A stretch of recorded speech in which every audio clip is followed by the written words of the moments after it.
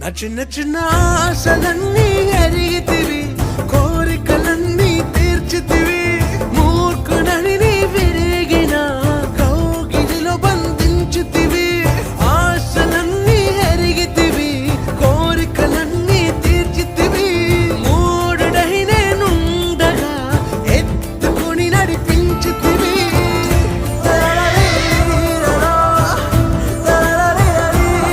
తండ్రులెవరైనను చేపనడిగితే పాములిచ్చునా? తండ్రి నిన్ను నీ దయ మాత్రమే వేడి తిని, నీకు వేరుగా నేను ఏది కోరలేను.